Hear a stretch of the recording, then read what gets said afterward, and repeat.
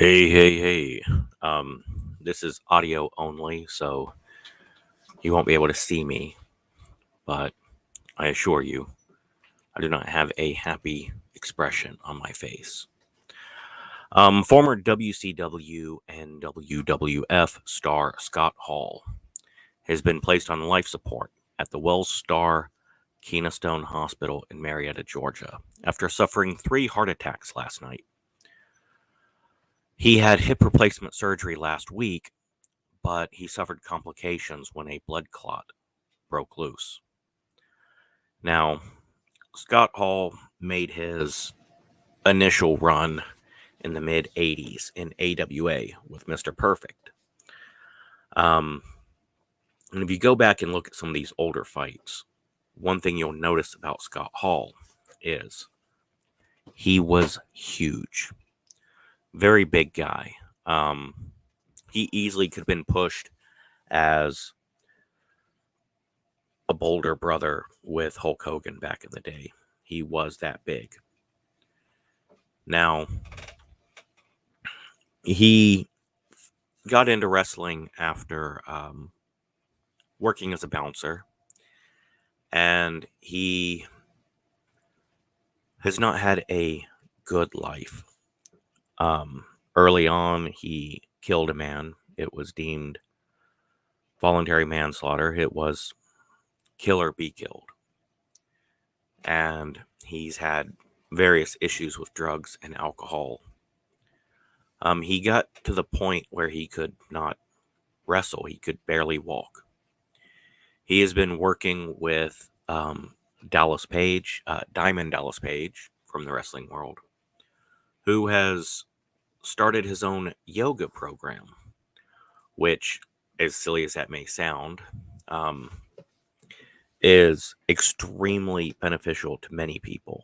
It allows people to focus on healing without putting their body in more stress. And Scott Hall, to my knowledge, had been doing very, very well.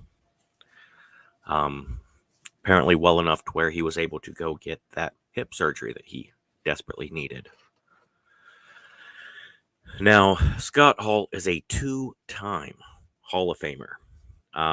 And he was scheduled to appear in Dallas for WrestleMania.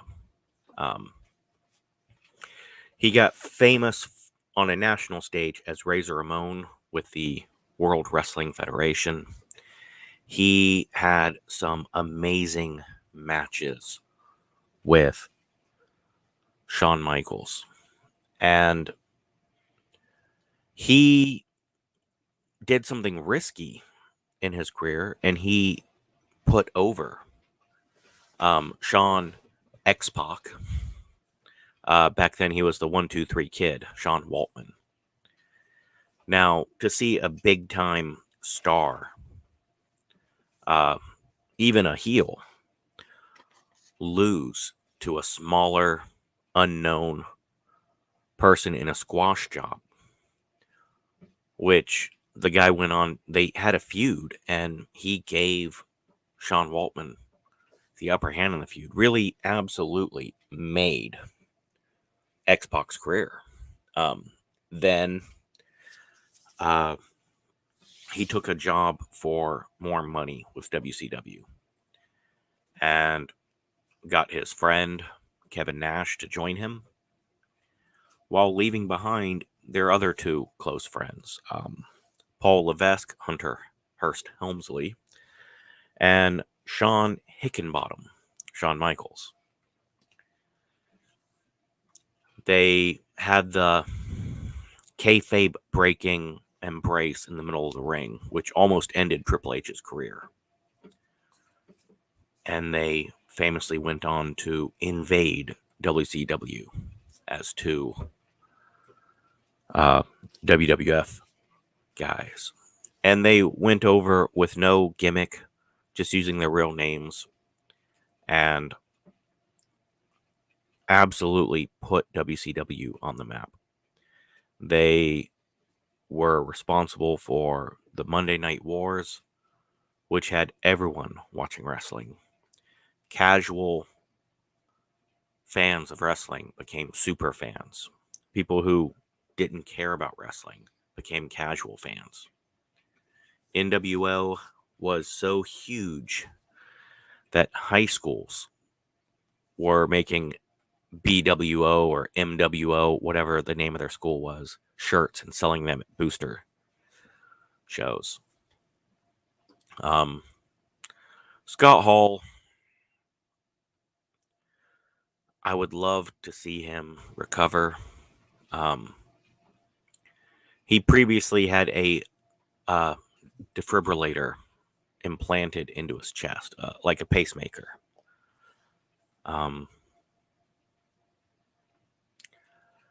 Jason McBride says that he was a great, great entertainer. He lived through a lot, and I hope he'll stick around to live through some more. While many people absolutely have their issues with his substance abuse and his in-ring behavior and his inability to wrestle towards the end of his career, barely able to walk, you don't hear many stories of him screwing people over or being mean-spirited more so than any other wrestlers. He's generally looked upon favorably by his peers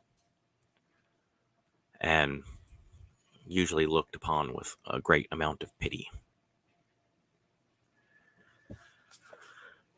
It being Sunday, for those of you who are religious, send a prayer up.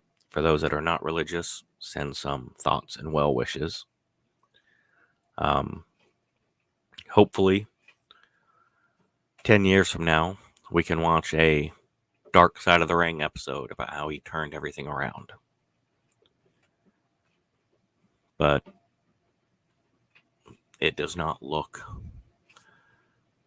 His fortunes look grim at the moment.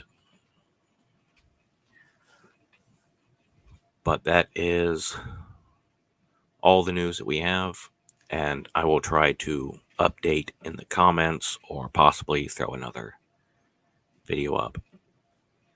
Thank you so very much to everyone who watched. Subscribe, throw a like up, and any thoughts or memories you have of Scott Hall. And I do hope you have a wonderful day.